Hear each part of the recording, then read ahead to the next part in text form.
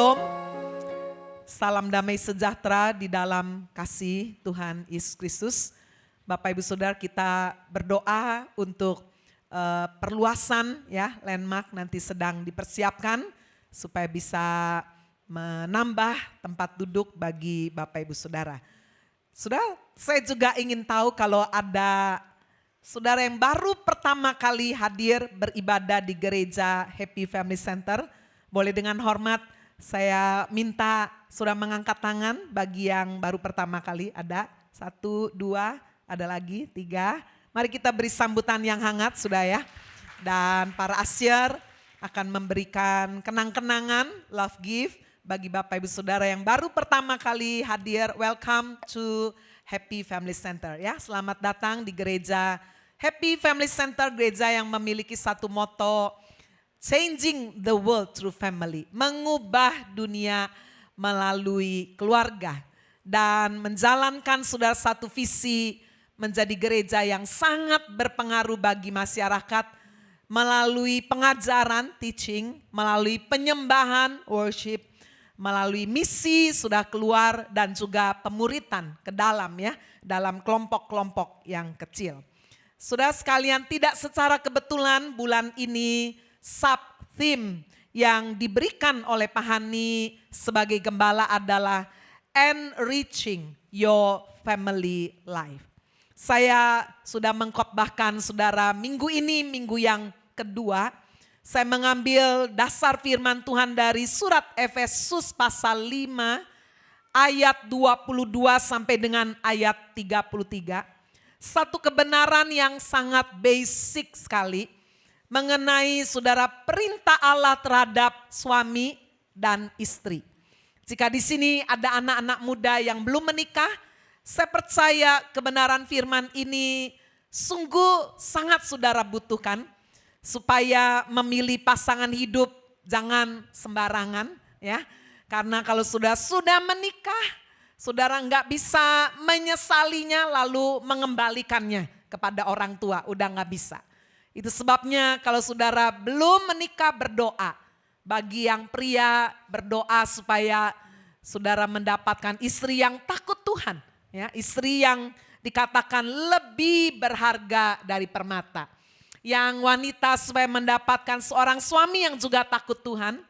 Supaya bisa memimpin saudara ya ke dalam hidup rumah tangga.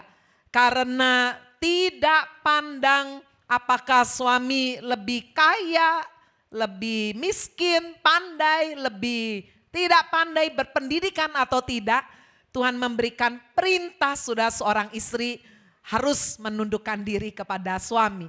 Itu sebabnya kalau saudara masa perkenalan aja nggak bisa menghormati calon suami saudara, saya anjurkan lebih baik jangan dilanjutkan. Masuk pernikahan nanti isinya hanya keributan saudara dan seringkali tidak bisa dielakkan. Berapa banyak keluarga-keluarga muda bahkan yang sudah belasan tahun bisa berakhir dengan perceraian. Baik, sudah kita akan membaca di dalam Efesus 5. Saya minta tolong nanti Pak Erol akan membaca bersama dengan saya dan jemaat secara bergantian. Efesus pasal 5 ayat 22 sampai dengan ayat 33. Saya akan membaca ayat 22. Bapak Ibu Saudara membaca dengan suara yang keras ayat 23. Demikian kita akan baca bergantian sampai ayat 33. Kasih Kristus adalah dasar hidup suami istri. Hai istri, tunduklah kepada suamimu seperti kepada Tuhan. Karena suami adalah kepala istri, sama seperti Kristus adalah kepala jemaat, dialah yang menyelamatkan tubuh. Karena itu sebagaimana jemaat tunduk kepada Kristus, demikian jugalah istri kepada suami dalam segala sesuatu. Hai suami, kasihilah istrimu sebagaimana Kristus telah mengasihi jemaat dan telah menyerahkan dirinya baginya. Untuk menguduskannya, sesudah ia menyucikannya dengan memandikannya dengan air dan firman. Supaya dengan demikian ia menempatkan jemaat di hadapan dirinya dengan cemerlang tanpa cacat atau kerut atau yang serupa itu, tetapi supaya jemaat kudus dan tidak bercelah. Demikian juga suami harus mengasihi istrinya sama seperti tubuhnya sendiri. Siapa yang mengasihi istrinya, mengasihi dirinya sendiri. Sebab tidak pernah orang membenci tubuhnya sendiri, tetapi mengasuhnya dan merawatinya sama seperti Kristus terhadap jemaat. Karena kita adalah anggota tubuhnya. Sebab itu laki-laki akan meninggalkan ayahnya dan ibunya dan bersatu dengan istrinya, sehingga keduanya itu menjadi satu daging. Rahasia ini besar, tetapi yang aku maksudkan ialah hubungan Kristus dan jemaat. Bagaimanapun juga, bagi kamu masing-masing berlaku. Kasihilah istrimu seperti dirimu sendiri, dan istri hendaklah menghormati suaminya. Kita yang percaya firman Tuhan berkata, amin. Firman Tuhan berkata yang berbahagia itulah yang mendengar firman Tuhan. Menyimpan di dalam hati dan dengan setia melakukan dalam hidup. Bapak Ibu Saudara, saya yakin bagi saudara yang Kristen dan sudah sering membaca Alkitab, mendengar firman, ayat-ayat yang kita baca bukanlah baru pertama kali. Dan seringkali di dalam penerapan, saudara pria dan wanita mengambil bagiannya untuk meminta pasangannya lebih dulu melakukannya. Sehingga seringkali firman ini saudara ditujukan sebagai satu alat untuk boleh menghakimi atau memarahi ya, atau saudara untuk menuntut hak. Suami berkata, ayo kamu harus tunduk sama aku gitu ya. Tapi istri juga berkata, kamu juga suami harus mengasihi aku. Wah, sampai kapan saudara kalau dari pihak pria dan wanita masing-masing semua menuntut, tidak pernah akan ada yang menang. Itu sebabnya Bapak Ibu Saudara, firman Tuhan memulai dengan satu dasar, judulnya kasih Kristus. Itulah yang paling utama saudara membuat kita mau melakukan firman. Demi kebaikan kita sendiri. Saya membagi saudara ayat-ayat yang sudah kita baca menjadi 3 bagian. Di ayat 22 sampai dengan ayat 24. Tuhan memberikan perintah kepada istri saudara untuk menjalankan tugasnya sebagai seorang istri. Dan saudara dari ayat 25 sampai dengan ayatnya yang ke-32. Satu porsi yang jauh lebih besar. Ya, mungkin 2 kali lebih sudah, 2 kali setengah. Lebih besar Tuhan berikan perintah ini kepada suami. Ya, jadi saudara perlu perhatikan ini. Perintah Allah kepada suami sebetulnya jauh lebih berat. Karena suami letaknya ada di atas, di kepala. Menentukan arah rumah tangga. Barulah saudara di ayat 33 kesimpulan. Satu rangkuman perintah untuk suami dan perintah untuk istri. Minggu yang lalu saya sudah menyampaikan secara detail saudara. Perintah lebih dulu perintah Tuhan terhadap suami. Yaitu dari ayat 25 sampai dengan ayat 32. Jika saudara ingin mendengar secara detail, terperinci, saya beri masukan supaya saudara bisa pesan CD-nya, dengar firman ini saudara dan didengarkan dengan hati yang terbuka. Bukan dengan hati yang kepingin tahu, wah suami saya harus bagaimana ini ya. Tetapi dengan hati yang terbuka untuk masing-masing sudah baik pria maupun wanita, orang tua, anak. Semua saudara melihat kebenaran firman Tuhan ini, menyadari sudah bahwa setiap kita punya kewajiban. Tidak hanya menuntut hak kita. Saya akan mereview sudah sedikit dari ayat 25 sampai dengan ayatnya yang ke-32. Perintah Tuhan terhadap suami. Saya mencatat ada 5 loh sudah perintahnya. Ya. Yang pertama adalah suami diberi perintah untuk mengasihi istri seperti Kristus mengasihi jemaat. Wah, saudara, standar yang diberikan adalah standar yang sangat tinggi.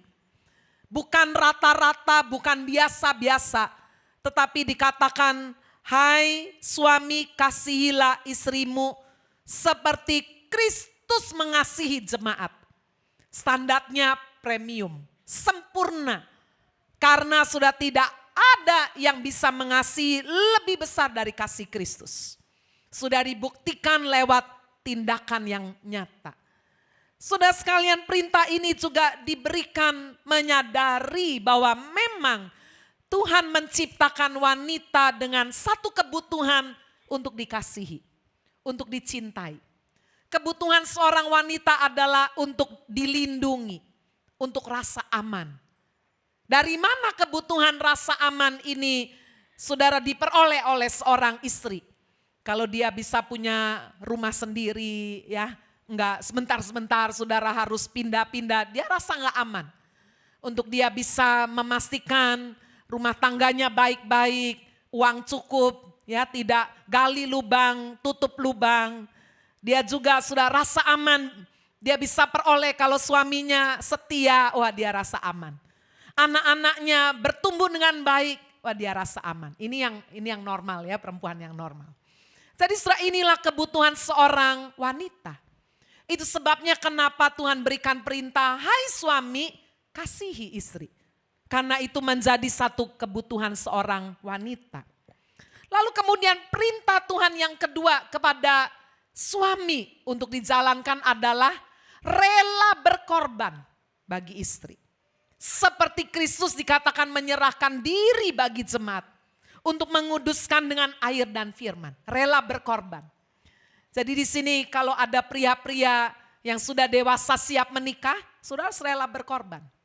Nggak bisa lagi bilang, kamu nggak usah atur saya ya.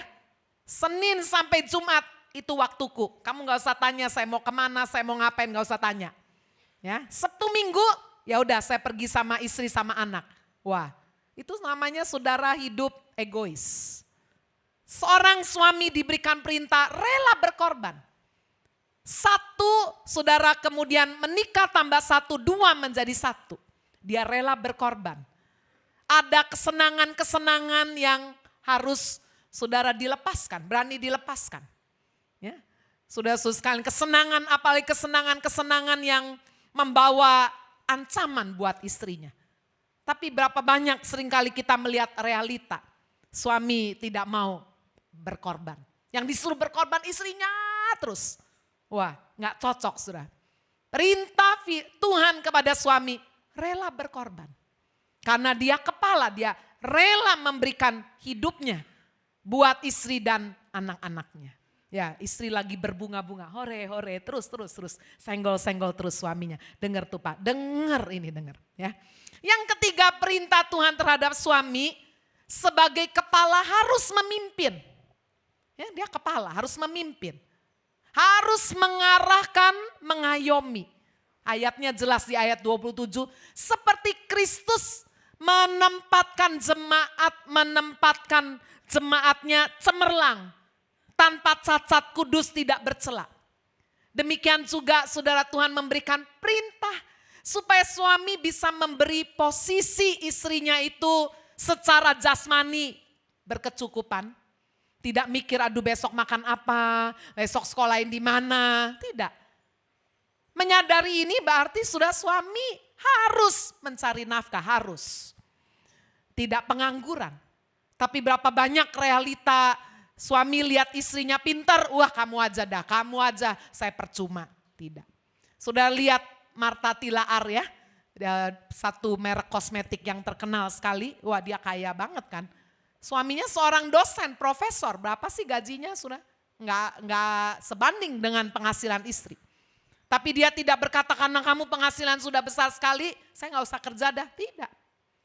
Jadi saudara berapapun penghasilannya, tetap nggak boleh pengangguran. Atau ada lagi sudah pria-pria yang mengandalkan kekayaan orang tua. Orang tuaku kan kaya, aku nggak usah kerja. Wah, ini juga satu kesalahan untuk saudara tidak mendapat hormat, respect. Baik dari istri maupun dari anak-anak. Karena dalam hati kecil dia bilang apa? Yang kaya bukan kamu, yang kerja bukan kamu, orang tua. Wah, ya. Jadi sudah kita bisa lihat di sini, sebagai kepala dia harus memimpin, mengarahkan, mengayomi. Demikian juga memastikan secara kebutuhan jiwa dari sang istri dikatakan cemerlang. Saudara, kalau suami menjadi kepala yang baik, sayang sama istri, sayang sama keluarga, istrinya pasti cemerlang. Amin. Penuh sukacita. Saudara, istri itu lebih banyak pakai perasaan. Itu sebabnya jika kebutuhan rasa amannya terpenuhi, otomatis dia akan sukacita. Firman Tuhan berkata dalam Mazmur 128 ayat ketiga, seperti istrinya seperti pohon anggur yang subur. Manis, saudara.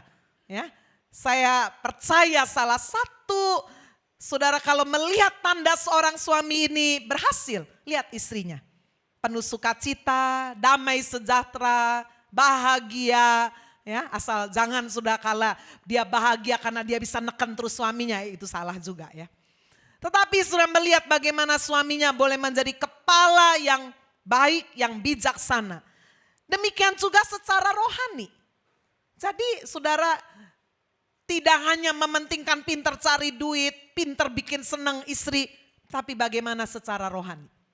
Karena sudah kalau kita membaca dalam Ulangan 6 ayat 4-7, Shema Israel, dengarlah hai Israel. Untuk saudara memberikan perintah kepada suami, ini perintah ini kepada suami, bukan kepada istri. Supaya saudara mengajari anak berulang-ulang.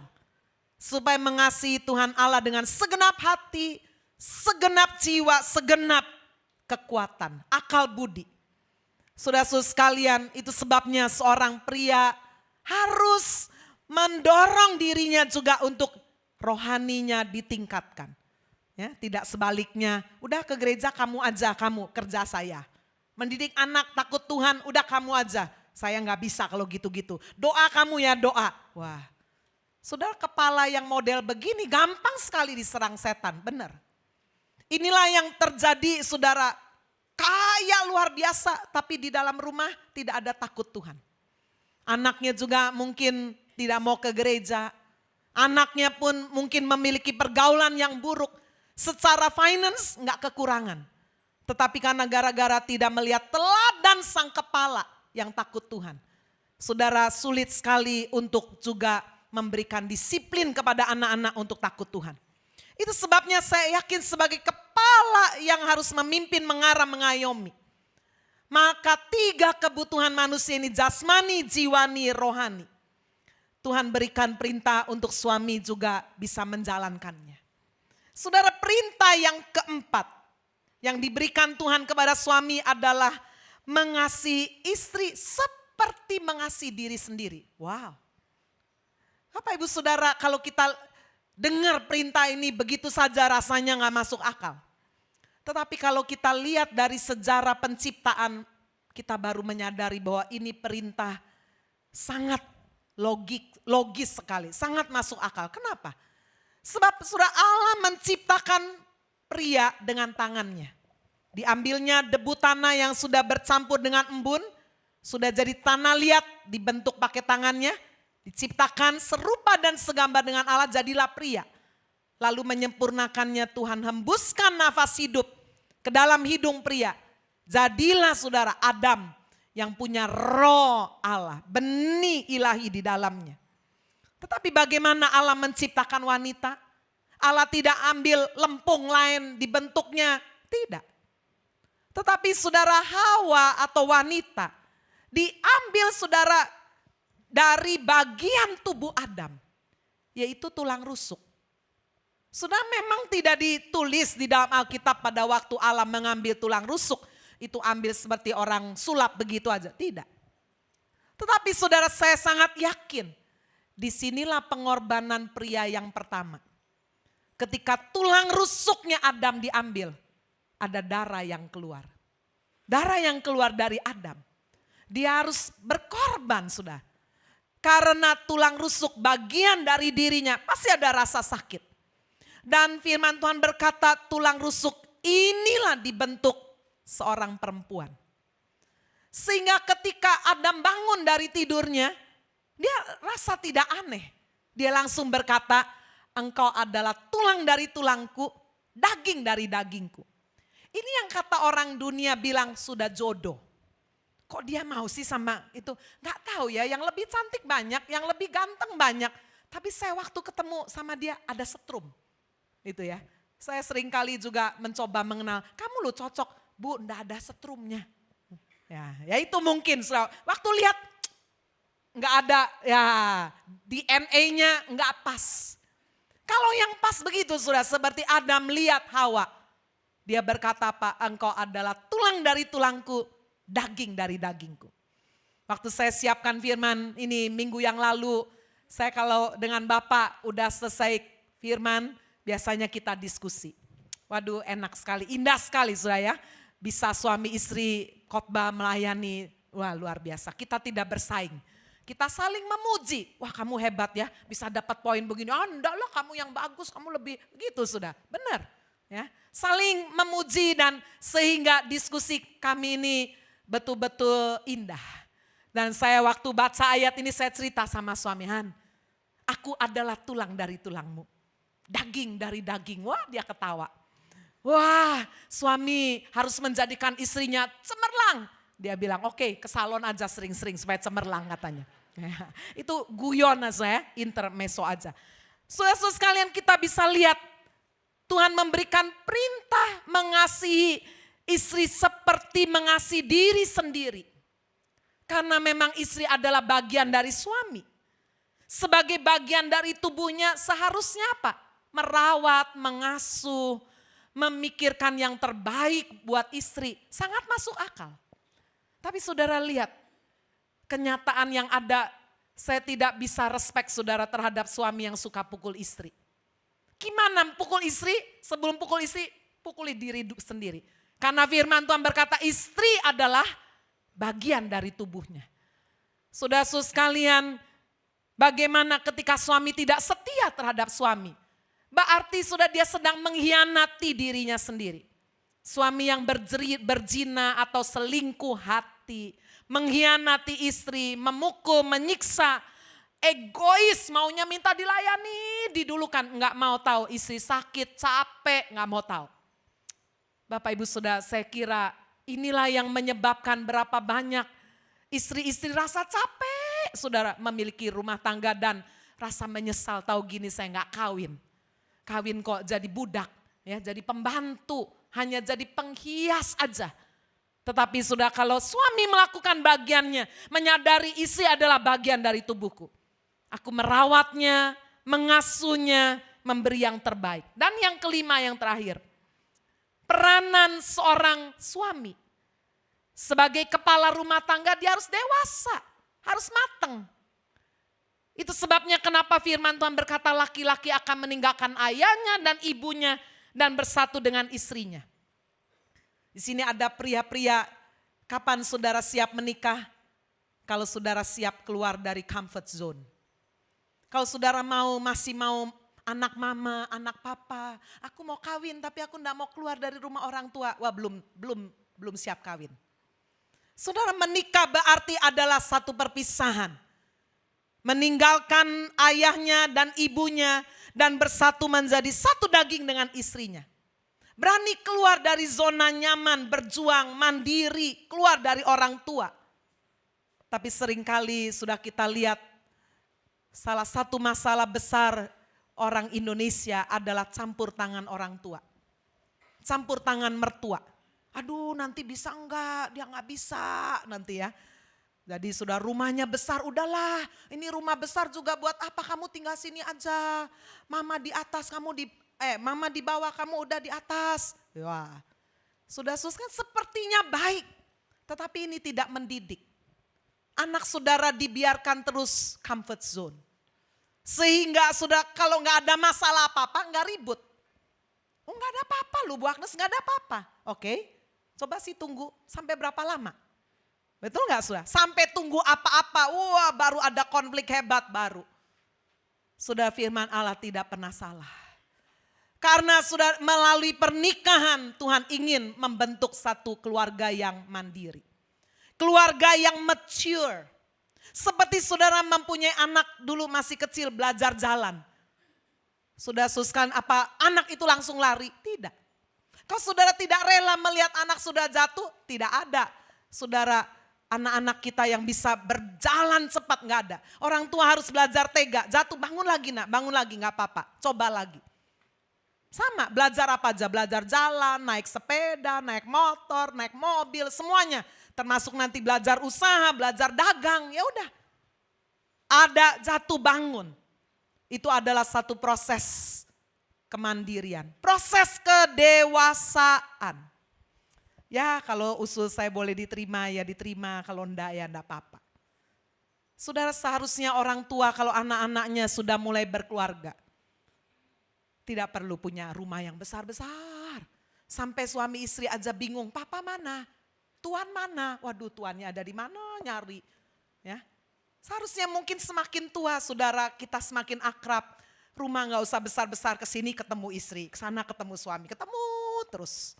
Ya, saya tinggal hanya dengan satu kamar aja. Kemana-mana ketemu suami, waduh, kamar mandi ketemu sudah, di kamar ketemu, di meja makan ketemu terus. Naik mobil sama-sama. Wow, Bapak Ibu Saudara sekalian, sehingga dengan demikian dari hari ke hari kita semakin belajar mengenal pasangan hidup kita. Dan luar biasa ketika firman Tuhan berkata rahasia ini besar. Seperti hubungan Kristus dan jemaat. Gimana kalau Kristus tidak rela saudara, nggak mau. Mau sama Bapa terus di surga, nggak mau. Aduh dunia begitu kejam, aduh susah, nggak mau. Gimana? Nggak ada keselamatan. Kristus harus rela berani bayar harga, berkorban. Keluar dari comfort zone surga. Turun ke dunia saudara yang kejam, dunia yang mungkin nggak bisa menerima dia harus mau. Karena apa? Karena dia harus menjumpai istrinya yaitu jemaat mempelai wanita.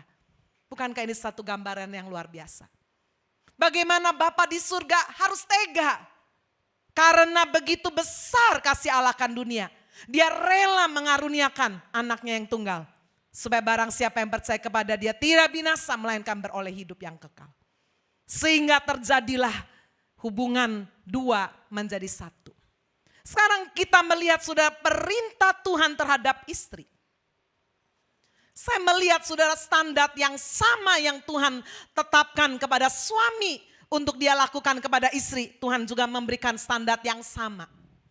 Di dalam ayat 22 kita melihat perintah yang pertama. Supaya istri menundukkan diri kepada suami.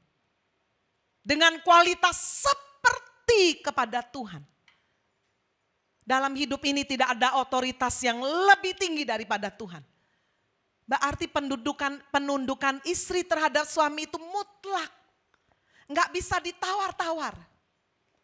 Itu sebabnya para wanita kalau mau menikah saudara pertimbangkan ini paling penting. Saya bisa tunduk enggak sama pria ini seumur hidup. Itu saudara harus tanya. Saya dulu sebelum sama Bapak ya pastilah ada yang naksir sudah ya. Tapi sudah ketika ngobrol itu saya dalam hati despise.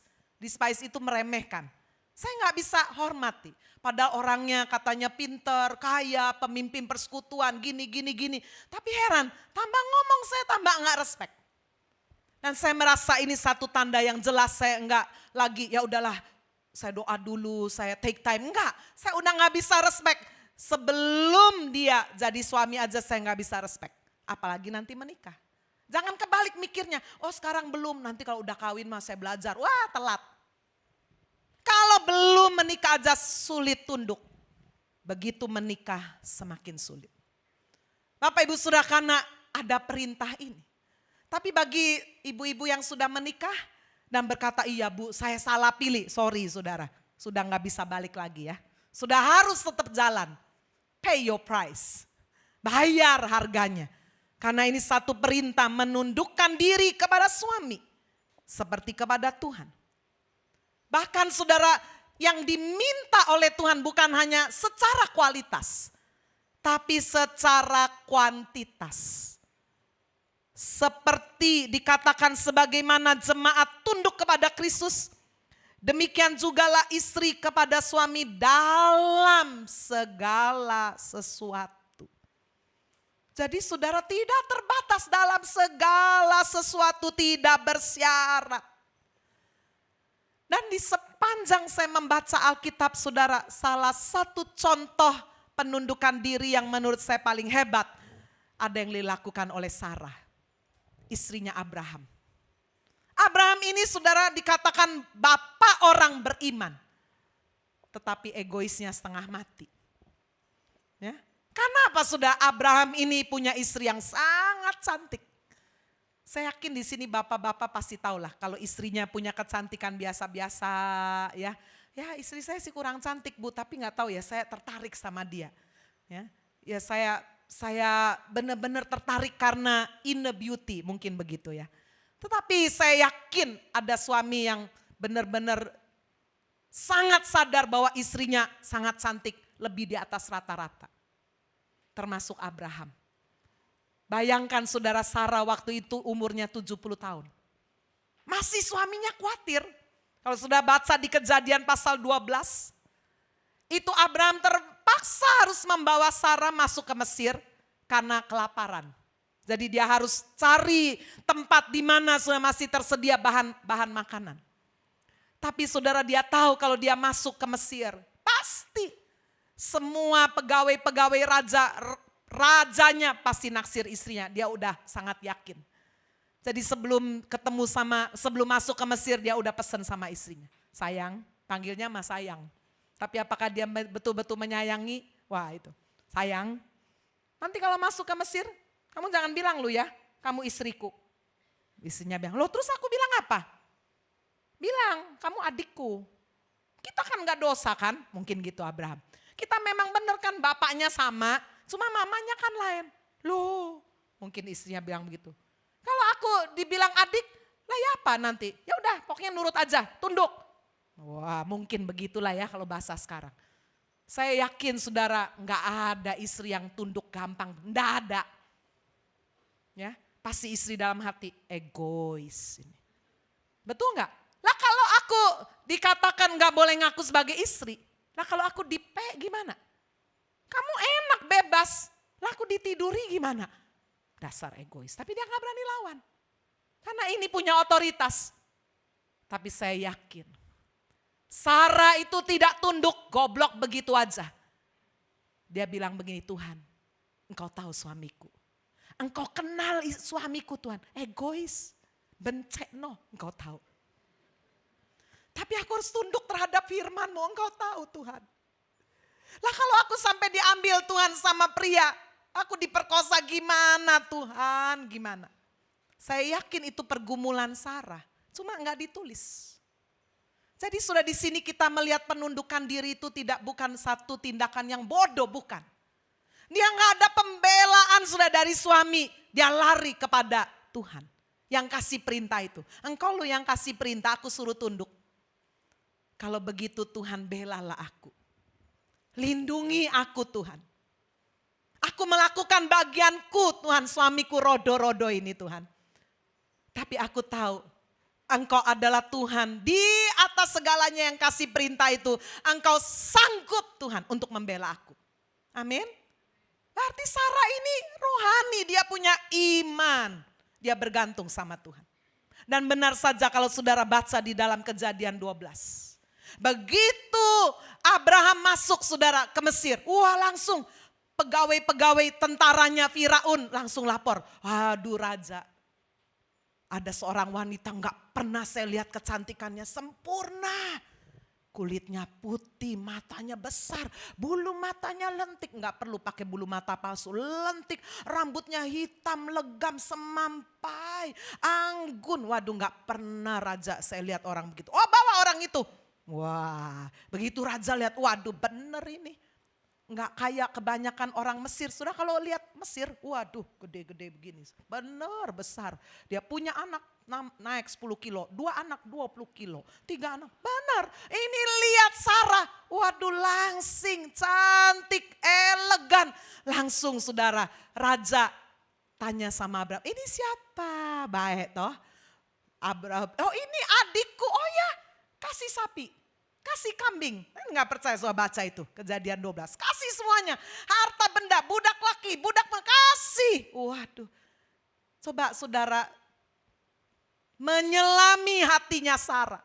Aduh suamiku, cek kejemnya, dia dapat semua, aku mau dibawa ini. Tapi saya yakin saat itulah Sarah terus berseru.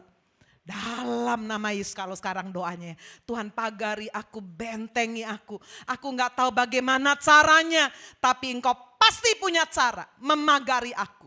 Amin saudara. Aku tunduk kepada suamiku bukan demi dia. Dia mah egois, tapi aku tunduk demi Tuhan yang memberikan perintah. Dan kalau Engkau berikan perintah tidak mungkin salah. Amin saudara. Iman yang luar biasa dan betul. Kalau saudara membaca Kejadian 12, dikatakan saudara lalu terjadilah tulah yang sangat hebat di Mesir. Waduh sampai raja semua bingung, tulah semua hebat. Sampai Tuhan bicara, kembalikan itu istri orang, waduh kaget. Lalu kemudian saudara Raja Firaun datang, kenapa kamu gak mau ngomong? Ya aku takut mati, masih mending saudara ya dia jujur. Dikembalikannya istrinya, ini aku belum sempat tidur udah kena tulah dulu kan. Ini aku kembalikan, udah ambil semua harta bendanya, kamu tinggal di mana aja boleh dengan bebas. Aduh ini luar biasa. Bapak Ibu sudah saya belajar penundukan diri sangat tidak mudah. Tapi kenapa banyak istri gagal saudara? Bu saya sudah tunduk tapi buktinya suamiku gak tobat-tobat. Ya mungkin sudah tunduknya pasrah. Sambil saudara tidak berbuat sesuatu kepada Tuhan. Saudara tidak betul-betul berseru kepada Tuhan. Penundukan diri harus disertai dengan kerohanian yang sungguh melekat kepada Tuhan. Amin. Kalau tidak ya diinjak-injak saudara. Ya. Tapi kalau saudara punya bodyguard, siapa bodyguardnya? Tuhan. Tuhan aku ndak bisa Tuhan. Karena aku dihalangi oleh peraturan. Tapi ini membahayakan aku Tuhan, membahayakan. Tolong aku hanya bisa berseru. Saya sangat yakin Tuhan punya 1001 macam cara untuk membawa saudara penundukan diri seorang istri yang berkualitas dalam segala sesuatu. Menghasilkan kemenangan bukan kekalahan. Amin. Ya. Lalu yang kedua saudara, perintah Tuhan kepada istri menjadi penolong. Kalau kita membaca di dalam Kejadian pasal 2 ayat yang ke-18, jelas Tuhan menjadikan istri wanita sebagai penolong. Tidak baik kalau manusia itu seorang diri saja. Aku akan menjadikan penolong baginya yang sepadan dengan dia. Sudah di dalam Kejadian, Perjanjian Lama ditulis semua dalam bahasa Ibrani. Kata penolong yang sepadan artinya pakai bahasa Ibrani ezer kenekdo. Kata ezer artinya adalah seorang yang membantu, menolong. Saudara kadang-kadang saya sering dengar istri ngomong, semua saya ngurus anak saya, rumah tangga saya, ini saya. Saudara jangan lupa, saudara ezer. Iya ya memang saya pembantu kok. Saya penolong. Penolong itu selalu bisa melihat apa keperluan. Kok suami gak bisa lihat sih? Ya dia bukan penolong, dia kepala. Dia cuma bisa lihat jauh. Tapi yang lihat kecil-kecil perlu istri. Ya sudah memang itu Tuhan sudah tetapkan sudah dari awal. Jangan ngomel. Semakin saudara ngomel semakin berat, semakin tidak bahagia. Saudara-saudara sekalian, kata ezer artinya membantu. Memberi semangat. Jangan menjatuhkan semangat. Papa ini salah terus. Wah ya, menjatuhkan saudara. Harusnya apa? Memberi semangat. Melengkapi kekurangan. Arti kenekdo adalah seorang yang ulung. Wah, ini tugas wanita istri itu ndak gampang. Dia lebih ulung, dia bisa lebih multitasking. Hampir semua wanita multitasking. Sambil masak, sambil terima telepon, sambil dengar khotbah, sambil ya si inget ditanya sama anaknya, Ma, ten Ensoplos di mana? Itu nak, di laci ya, buka laci yang ketiga. Nah itu ada kotak yang di ujung itu di situ nak. Iya ma. Wah, bentar lagi pegawai tanya, ini sambil masak, ini sambil multitasking. Tapi kalau suami, ya ada sih yang multitasking, tapi biasanya nggak bisa multitasking. Saudara kenapa begitu? Jangan sudah bilang dasar ini nggak bisa. Saya lu bisa sambil ini bisa ini. Yo iya kamu perempuan. Ya. Suami saya sudah kalau nyiapin khotbah, dia nggak bisa diganggu. Kalau dia di depan, di meja makan, saya di kamar. Nggak bisa berhadap-hadapan. Nanti kita pandang-pandangan terus, dia nggak bisa siapin khotbah. Kalau saya di depan, dia di kamar. Kalau saya sudah sambil nyiapin khotbah nanti ada, bu ini saya bisa jawab, siapin lagi. Nanti pembantu masuk, bu tadi gini-gini, saya kasih perintah. Wah kalau suami saya nggak bisa. Nggak boleh ada yang ketuk pintu, nggak boleh ada yang telepon, no disturb. Pokoknya nggak boleh ada yang ganggu. Tapi saya nggak bisa bilang, kamu kok nggak bisa kayak saya sih? Saya juga nggak mau dijawab gini, ya kamu perempuan, aku bukan. Wah mateng udah. Jadi istri-istri di sini memang Tuhan ciptakan penolong. Tuhan memilih suami yang jadi kepala, bukan istri. Walaupun mungkin istrinya lebih ulung, lebih lihai, lebih punya otak dagang. Wah ya, lebih tegas, lebih berani, mungkin dia lebih kaya, lebih pinter, enggak peduli. Tuhan berikan posisi pria sebagai kepala adalah posisi anugerah. Yang laki juga jangan sombong, denger gua kepala bukan lo. Jangan saudara. Kepala yang harus humble, servant leader, pemimpin yang punya hati yang melayani. Saya melihat di sini sebagai penolong saudara, seorang istri. Bagaimana kalau suaminya tidak rohani? Tetap dia harus menolong. 1 Petrus 3 ayat 1 dikatakan, hai istri tunduklah kepada suami. Supaya jika ada yang tidak melakukan firman, engkau bisa memenangkan suamimu tanpa perkataan. Wah, ini juga tugas yang berat. Sebab salah satu kelebihan wanita adalah ngomong. Saudara ingat ya, kelebihan seseorang itu termasuk kekurangan. Kalau saudara kelebihannya ngomong bisa jadi kekurangan, jadi gosip terus. Kelebihan saudara murah hati, kelebihan bisa kekurangan, dicia orang terus. Ya, kelebihan saudara apa? Itu juga kalau tidak hati-hati bisa jadi kekurangan. Saya waktu baca ayat ini, saya merasa kok nggak cocok ya. Gimana memenangkan suami kan harus bersaksi, tapi nggak boleh ngomong. Tanpa perkataan, melalui perbuatan. Saya yakin perbuatan itu bukan cuma perbuatan baik, tapi didoakan. Nanti Tuhan kasih hikmat, sehingga ketika bicara satu kata, kata itu langsung masuk. Amin, saudara. Memenangkan suami tanpa banyak berkata, tapi dengan perbuatan yang diarahkan kepada Tuhan dan perbuatan kepada suami.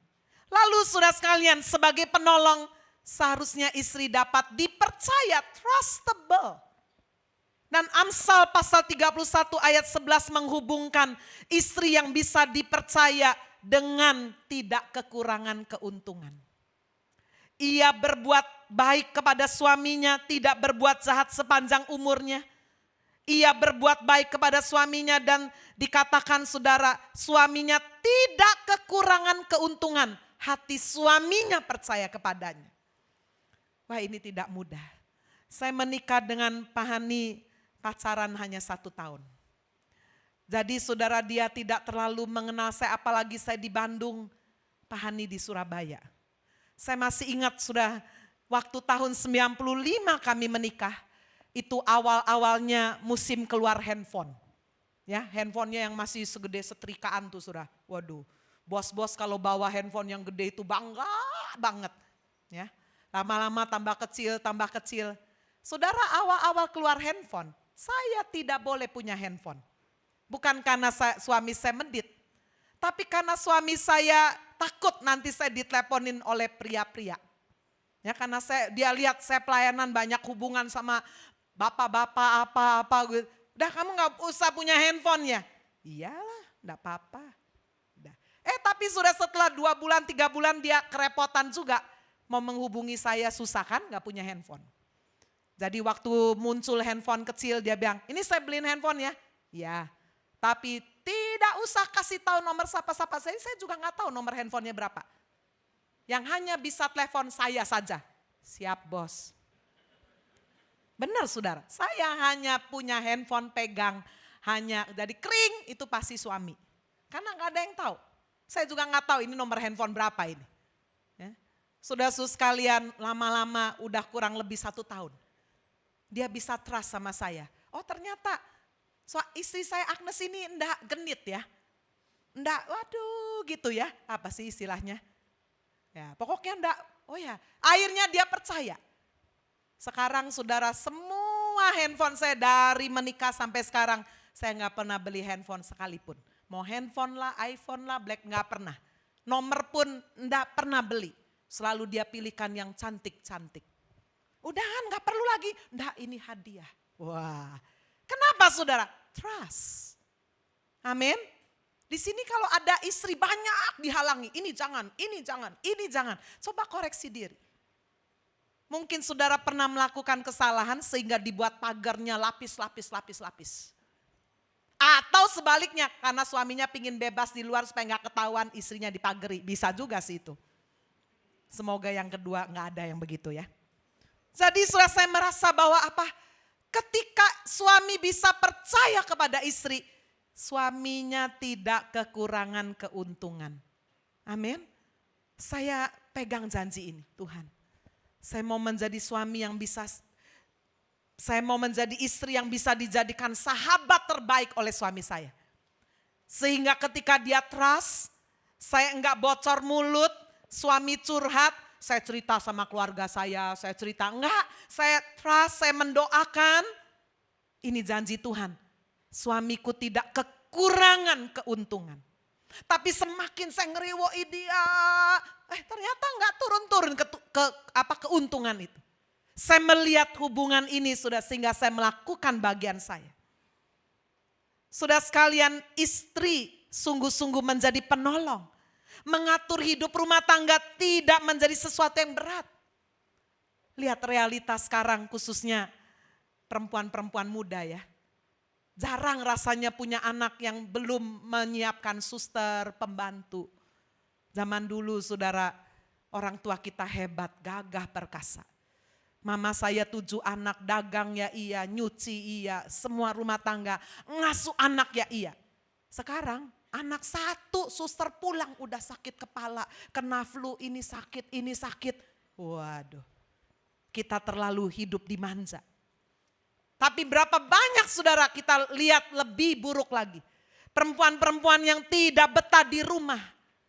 Dia lebih pentingkan karir, dia lebih pentingkan sahabat-sahabat, sosialitanya jauh lebih penting kepuasan sendiri. Ngurus rumah tangga, manicure saya bisa rusak semua nanti, dia gak mau. Iris bawang, bisa bau semuanya. Berapa banyak saudara menganggap tugas domestik ini sebagai sesuatu yang rendah, penghinaan. Padahal kalau saudara lihat di Amsal 31 seorang wanita yang luar biasa. Saya tidak berkata bahwa wanita-wanita harus jadi pembantu semua, tidak. Tetapi bisa memanage, mengatur. Kalau sudah bisa punya pembantu ya puji Tuhan, diatur pembantunya.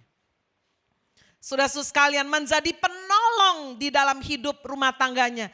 Mendidik anak-anak dengan penuh hikmat dan lemah lembut. Untuk itu saudara tidak ada sumber hikmat yang lebih hebat dari Alkitab, enggak ada. Karena kalau saudara baca buku ini semua beda, budaya beda-beda. Tapi kalau saudara baca Alkitab itulah sumber hikmat yang luar biasa. Amin. Itu sebabnya di sini kalau ada wanita-wanita belum ikut Mother Wise saya dorong ikut. Ya, saya sedang hampir menyelesaikan yang pertama ini. Dan saya melihat banyak perubahan ketika mereka tidak hanya mendengar tapi menjalankan, melakukannya. Yang ketiga sudah yang terakhir. Perintah Tuhan terhadap istri adalah menghormati suami. Saya sudah semakin dibukakan pada waktu membaca ayat 33 dari Efesus 5. Bagaimanapun juga bagi kamu masing-masing berlaku. Kasihilah istrimu seperti dirimu sendiri. Dan istri hendaklah menghormati suaminya. Yang dibutuhkan suami adalah hormat, penghargaan. Tapi ya jangan gila hormat lah ya bapak-bapak. Dengar tadi Bu Agnes bilang hormat. Jadi setiap kali ketemu suami hormat. Oh ya bukan gitulah. Jangan gila hormat lah ya. Nanti terlalu formal juga kayak apa aja. Sarah memanggil suaminya Tuan. Waduh kalau saya enggak lah. Yang. Itu kan cuma disesuaikan dengan budaya dulu. Budaya Yahudi. Sampai hari ini orang Yahudi ortodoks. Istri tidak boleh ngajak bicara dulu suaminya. Tidak boleh. Apalagi di depan umum. Jadi itu dihubungkan budaya. Kalau kita budaya yang hangat. Ya gak perlulah sampai panggil suaminya. Bos. Tuan, aduh ya, terlalu berlebihan sudah, terlalu lebay. Sudah sekalian menghormati suami. Karena ini merupakan kebutuhan seorang pria bermakna, significance. Kenapa saudara banyak terjadi perzinahan, perselingkuhan di dalam diri seorang suami? Saya kira saudara masalah utama bukan melulu soal seks. Tetapi di balik itu adalah masalah karena kebutuhan seorang pria untuk dia berharga, dihormati, dihargai. Dia tidak peroleh dari istrinya. Istrinya mungkin cantik, istrinya mungkin sangat pinter, istrinya mungkin sangat luar biasa, punya nama baik, pergaulan yang luas. Cuma satu aja, dia tidak bisa respect terhadap suami. Padahal ini adalah kebutuhan utama suami. Saya pernah melayani seorang ibu dari Semarang. Ya, dia cantik, pinter cari duit, wanita karir. Tapi dia menangis gak berhenti. Karena suaminya selingkuh dengan tukang penjual durian di pinggir jalan. Bu, saya sangat terhina sekali. Sebagai seorang yang punya status sosial yang baik. Suami saya Bu, tinggal sama tukang penjual durian. Saudara, kalau saudara lihat firman ini kita sudah mengerti. Apa kesalahan istri? Jadi saya cuma tanya aja gimana ibu sehari-hari dengan suami. Apa ibu menghormati, menghargai? Dia, ya saya hormati kok, saya layani semua gini. Suami kerjanya apa? Enggak kerja, pengangguran. Wah dari situ. Ibu bisa menghargai suami pengangguran? Ya gimana bisa menghargai ibu? Malesnya gini. Wah Bu, ini sumber masalah. Ketika ibu tidak menjadi penolong yang membangkitkan semangat, ezer kenekdo, yang bisa betul-betul melengkapi kekurangan suami, tapi ibu menuduh, menjatuhkan, ya udah. Kenapa dengan penjual durian? Ya mungkin di situ dia dapat rasa penghargaan, dia bisa dapat hormat. Saudara-saudara sekalian, menghormati suami adalah satu perintah. Kenapa ada banyak wanita enggak bisa? Karena dia merasa bahwa dia lebih segala-galanya. Kalau dia memang perlu dihormati, dia siapin dong semuanya. Kasih saya duit dong, buktinya enggak bisa kan? Nah, berarti saudara hormatnya hanya karena duit. Kalau dia perlu dihormati jangan nyeleweng dong. Ya gitu kan. Sekarang dia enggak setia, gimana saya bisa hormat? Apa enggak dibalik? Mungkin karena enggak dihormati jadi nyeleweng. Atau sekalipun dia nyeleweng, belajarlah untuk tetap mengampuni dan menghormati. Sehingga masalah selesai, kalau tidak berputar-putar terus. Kamu begini sih, saya begini, ya udah gak akan ketemu. Kenapa saudara sekalian istri diberi perintah menghormati? Jangan lupa, karena perempuan adalah tulang rusuk. Di ilmu kedokteran saudara, tulang rusuk. Itu fungsinya adalah memproteksi hati yang rentan dari serangan luar.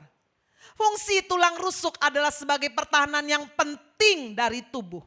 Bisa melindungi paru-paru yang mudah terserang. Saya belajar Bapak Ibu Saudara ketika suami saya ada saat merasa tidak berdaya. Dia datang cerita sama saya, kadang-kadang nangis sambil marah. Saya harus menahan perkataan saya dengan berkata, salahmu sendiri. Kamu salah sih, makanya. Wah, kalau saya mengatakan ini, saudara dia akan semakin terluka. Kalau saya berkata, oh ya, waduh Ya udahan saya doain ya.